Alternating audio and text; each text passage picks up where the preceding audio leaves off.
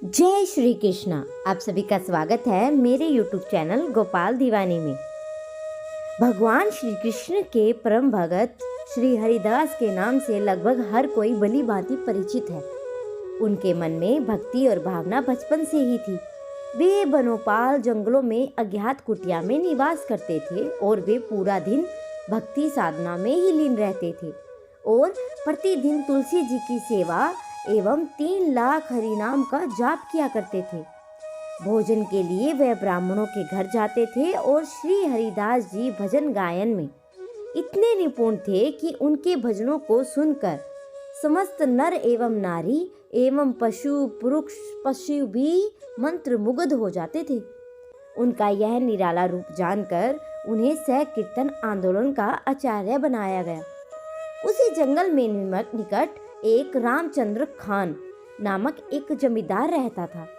उसे हरिदास जी प्रतिष्ठा बिल्कुल भी रास नहीं आई और उसने निश्चय किया कि किसी भी तरह हरिदास जी को समाज की नजरों में नीचा गिरा दे और इसके लिए उसने श्री हरिदास जी में दोष ढूंढना शुरू कर दिया और उसने इस काम के लिए अपने गुप्तचर भी रखे, लेकिन वो हर तरह से विफल हुए।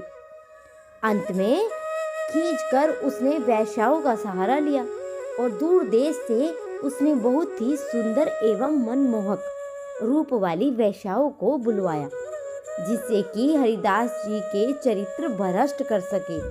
इस काम के लिए उसने उनमें से सबसे सुंदर लक्षहीरा को इस काम के लिए चुना और लक्षहीरा के भी 3 ही दिन में श्री हरिदास जी के पतन का विश्वास दिलाया।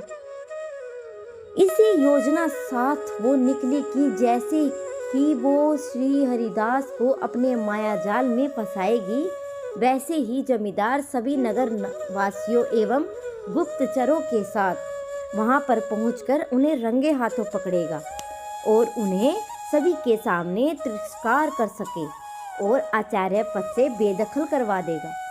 योजना के तहत वो सज धज कर कुटिया की तरफ निकल गई। जैसे ही वह कुटिया के समीप पहुंचती है तो उसने देखा कि बाहर तुलसी जी विराजमान है। उसने उन्हें प्रणाम किया और अंदर प्रवेश कर गई।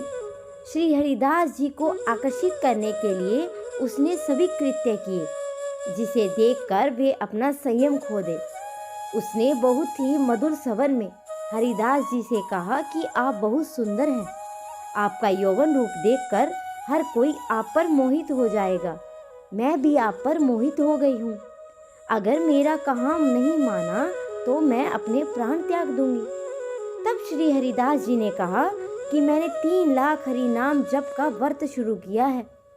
जैसे ही व्रत पूरा होगा मैं आपकी इच्छा जरूर पूरी करूंगा।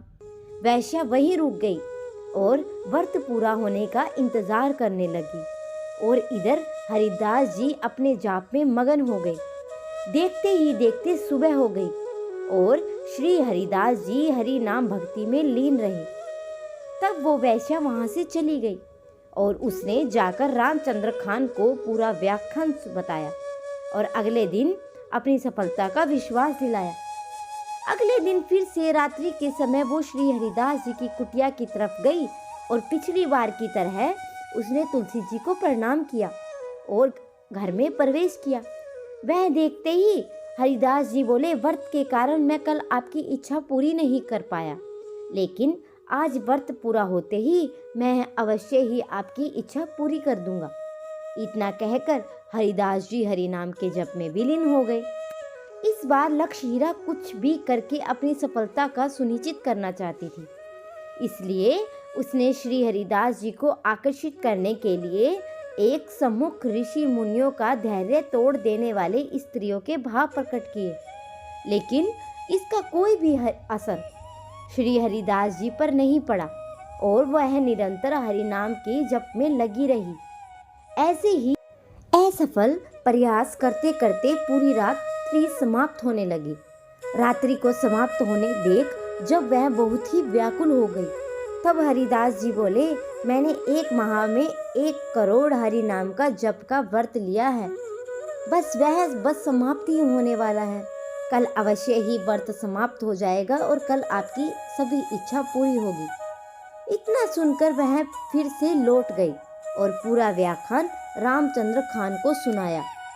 अब तीसरी रात्रि को फिर से वो कुटिया की ओर चल दी और हर बार की तरह उसने तुलसी जी को प्रणाम किया और अंदर प्रवेश कर गई। आज उसने कुछ भी प्रयास नहीं किया और वह आई और फिर हरिदास जी के पास बैठ गई और व्रत पूरा होने का इंतजार करने लगी। लगातार 3 दिन तक हरि नाम सुनते सुनते उसका हृदय परिवर्तन हो गया। उसके मन का मैलापन दूर हो गया। उसने मन पश्चाताप की ज्वाला जाग गई और जैसे ही सुबह हुई वैश्या ने श्री हरिदास जी के चरणों में गिरकर क्षमा मांगी और उस जमींदार रामचंद्र खान के उद्देश्य में बारे में बताया और वह बहुत ही लज्जित अनुभव करने लगी। तब हरिदास जी बोले, मैं उसी दिन से यहाँ से प्रस्थान कर जाता जिस दिन आप यहाँ पर आई थी, लेकिन आपके उद्धार के लिए मैंने 3 दिन तक प्रतीक्षा की। वैश्या ने बड़े ही दुखी मन से फिर से अपने कृत्य के लिए क्षमा मांगी और अपने कल्याण के लिए प्रार्थना की।